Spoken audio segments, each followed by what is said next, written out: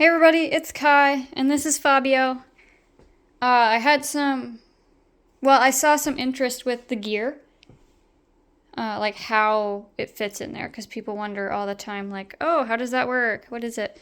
So, this is a Jess, and this is the anklet. So you see, these are pretty trash. This Jess passes through this hole in the anklet, which is held by a grommet. So that's how that works, in case people were wondering.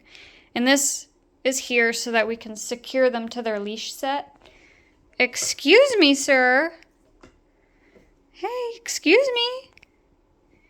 So that we can secure them to their leash set here to tie them to their perch, which keeps them safe and secure from predators, animals, and from hurting themselves. Now, some people... You want that? Some people may free loft their bird, and they would remove this type of Jess and they would put one in that didn't have a hole so that it didn't get caught on things. And that would be a flight Jess, they call it, or a free loft Jess is another name for them. And that's so that you have something to grab onto when you take your bird out. Or you can do whatever you want. So anyway, so that's how that works. Just a quick little show of how that fits and all of that. Hey, bud, come here. Come on. Oh. And how that goes on and works. And the little ring here, this is his identification.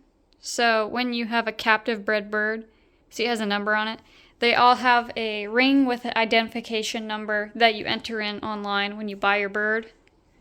And that marks your bird as a captive bred and where they came from, who bred them, things like that. And then their gender is attached to that as well. Or sex in this case. So he's a male, so he would be like a specific code number would indicate a male bird on the online form when you enter it in. So breeders also have to enter in their number when they sell the bird. So when you go and pick it up, they enter the number on their U.S. Fish and Wildlife license for breeders, and then they submit it, and then they sell it to you, so you put in like your information, all of your stuff. So that's how that works, in case anyone wondered. So he is not a wild-caught bird. He's a captive bred bird. He cannot be released, and that's also why they have a ring to ID them. So if the bird ever were to escape, let's say you bought a bird that is native to the area, but it is a captive bred.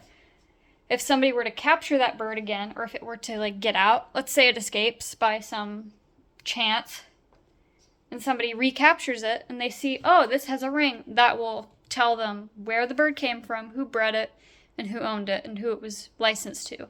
So that can be returned to them, and it would be taken out of the wild and recaptured.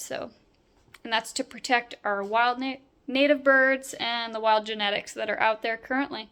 Because we don't want to release captive bred birds into the wild because they were never wild.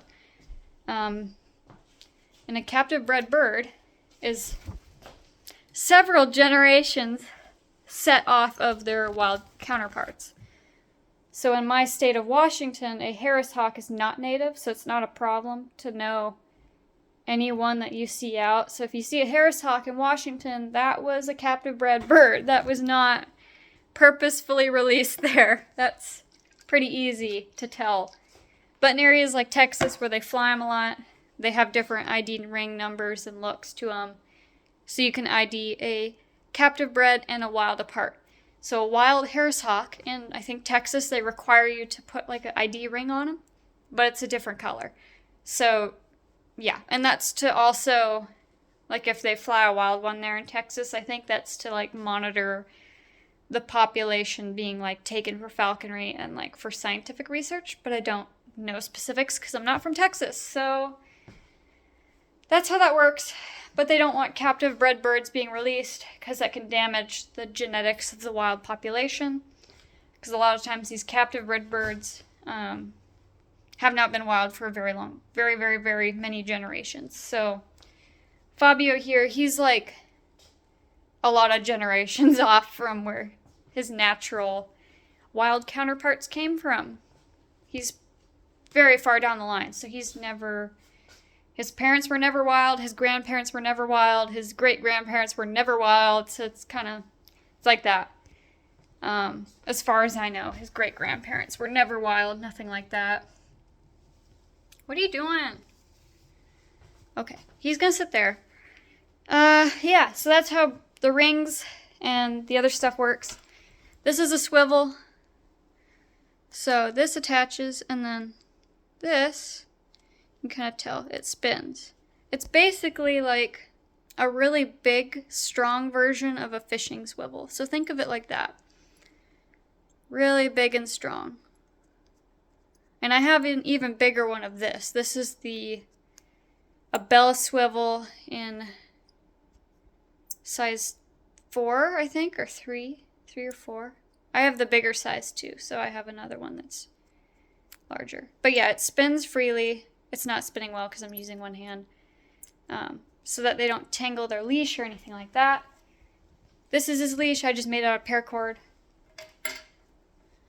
And then this is a connector, so I just string it through, and it lengthens their leash so that he can jump around freely and exist in his entire mew on the ground, so that he can reach everything, like his toys, his water, everything else. And this keeps him from tangling himself and all of that.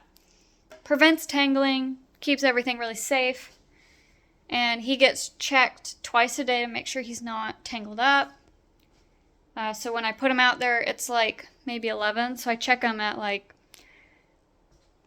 probably 1 or 2 o'clock, and then I check him again at like 5 o'clock before it gets dark, or 4 o'clock usually, because at that point he goes to sleep. So he's checked multiple times a day, and if anything weird is going on, so like it was New Year's, so there was a lot of fireworks, so I went and checked on him periodically to make sure he was okay throughout the night, make sure he didn't hurt himself. And I look him over every single day to make sure that he's safe and happy and there's no medical problems. So he gets extensively looked over daily. And he does have a few owies, but they're ones that I already know about, and they happened outside of my control. His leg owie, though, that came from his his anklets that I bought that weren't quite fitting right. They're rubbing weird on one, so I took them off. I changed them to the ones he has now, which are a type that I make specifically for my birds. So I take a kangaroo leather, I notch it, and then I roll it. So it's kind of like a rolled anklet almost, and then I secure it there. And that keeps it from rubbing and causing stuff like right here, you see? That's a rub point, so that was from his old anklet, not from his new one.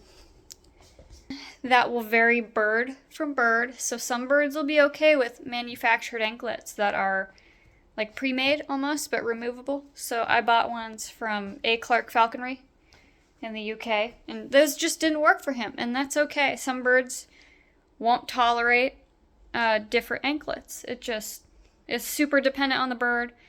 I know other Harris hawks who wear those exact same anklets. No problems at all. But he had a problem, so I had to create his own anklets and go from there. So he just needed a different style, and that's okay. Sometimes birds need that. And he needed a different jest type, so because he was rubbing it and standing on it weird, and so I switched him back to kangaroo leather. That's okay. You have to do what's right for each bird. Each bird's going to be different. Each bird's going to react different to different materials. Some birds won't tolerate certain leash types, so I kept an eye on this one because he kept ripping up leashes. He was specifically ripping up the ones I was getting from like Mike's, the braided material. He thought that was a fun toy, so he kept ripping them apart, and I kept going out there finding him loose in his mew, which the mew is completely safe for him to be loose in. Nope, nothing's sticking out, but it's not built for him to be free lofted.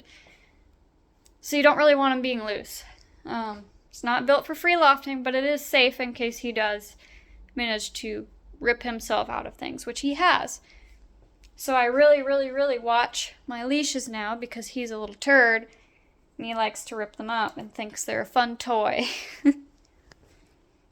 Luckily with the kangaroo leather, that's not a problem because it's really tough material. He doesn't really rip through it as easy. So there's that. Hope you guys enjoyed. That's like the short version. I don't know what else to tell you about it other than that. So do enjoy your day and enjoy your New Year's, and hopefully you like this video, I guess. Bye bye.